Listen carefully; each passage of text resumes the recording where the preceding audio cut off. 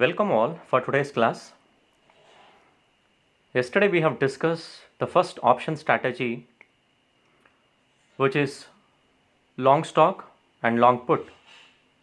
And today I'll be discussing on the second hedging strategy called short stock long call.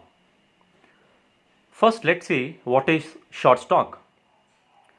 Guys, here the investor sells the stock with an anticipating to buy at a cheaper price in future. If the prices comes down, it's a profit for the investor. If the prices goes up, then it will be a loss for the investor. This is called as short stock. Now let's see what is long call. If the stock prices goes up, the investor will incur the loss. To protect this loss, he can enter the option contract by buying a call option.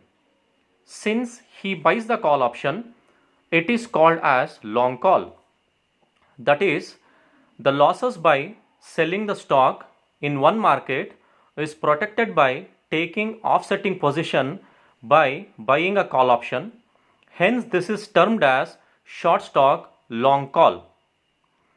So that means short stock is nothing but selling the stock to buy at a cheaper price in future, and long call is nothing but purchasing a call option in the option market.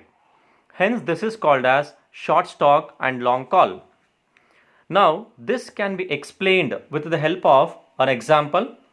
Now, let's see the example in this slide. Consider an investor who sells a share for rupees 100.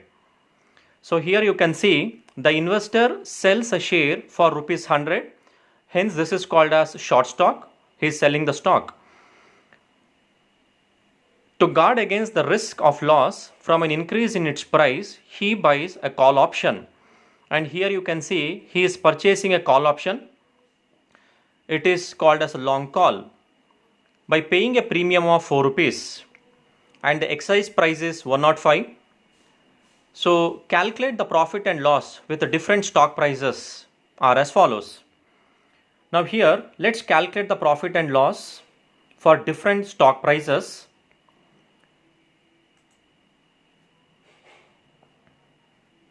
You can see this slide now. So here we have done the calculation.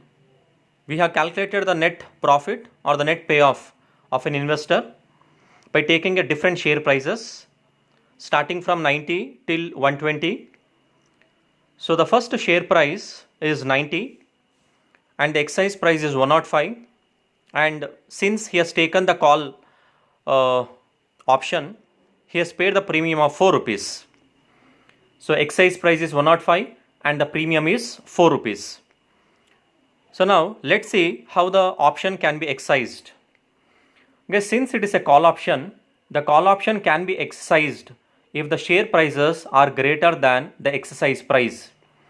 And in this example, the share price is 90 and the exercise price is 105.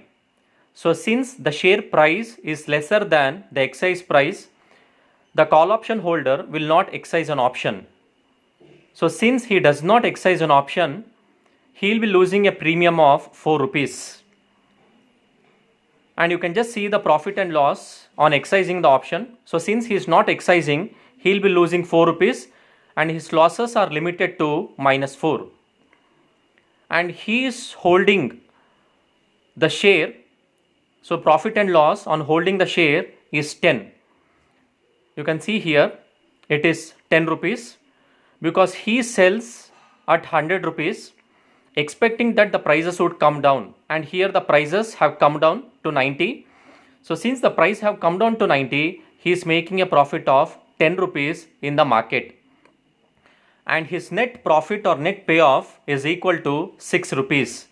So that means in the market he is making 10 rupees and in the option market he is losing 4 rupees, and the net payoff is equal to 6 rupees. 10 minus 6, it is 6 rupees is the profit for the investor. If the prices goes to 95, so now let's see what the investor do. So if the prices goes to 95, and here also the call option holder will not exercise an option because the share price is lesser than the exercise price, and he'll be losing a premium of 4 rupees, and the net loss on not exercising an option is minus 4, and the profit for holding a stock is 5 rupees, and the net payoff he is making is 1 rupee. So it is 5 minus 4, the profit is 1. And if the prices goes to 100 rupees, and here also he will not exercise an option, and here he will be losing a premium of 4 rupees, and the loss is limited to only premium, it is minus 4.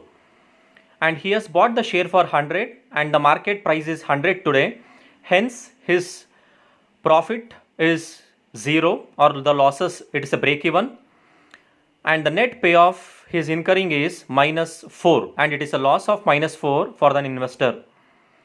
And now if the prices goes to 105 and the exercise price is 105, so since both are same, here either he can exercise an option, or even if you don't exercise an option, the losses are limited to the premium paid, it is 4.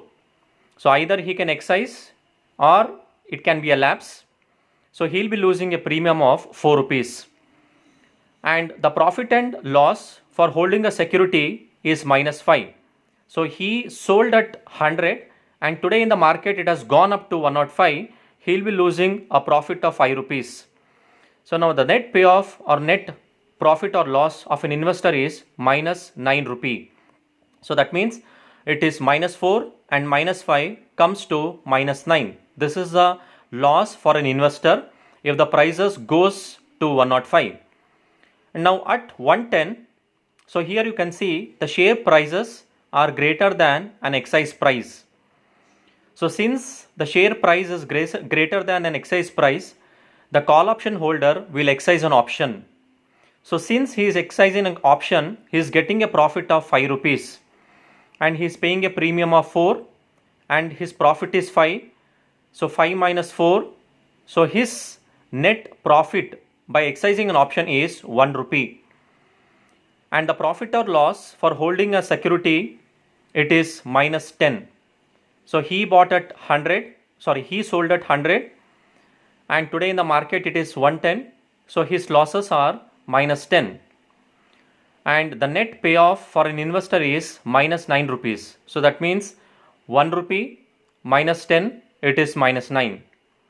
And if the prices are 115, the exercise price is 105, and here also he'll be exercising an option. So since he is exercising an option, the profit he is making is 10 rupee and he is paying a premium of 4. So 10 minus 4, the profit comes to 6 rupees. And in the market he'll be losing 15 rupees because the prices have gone up to 115 and he sold at 100. So 115 minus 100, it is 15 rupees loss. And net profit or loss or net payoff is equal to minus 9. It is 6 rupee minus 15 rupee is minus 9. And if the price goes to 120, he'll be exercising an option here also. And by exercising an option, he makes a profit of 15 and his premium is 4 and total profit he is making is 11 rupees. And the profit in the market is minus 20. So that means it's a loss of 20 rupees. And the net profit or net payoff for an investor is minus 9 rupees. So this is the profit and loss of an investor by using the hedging strategy, short stock and long call. So this is one of the example for short stock, long call.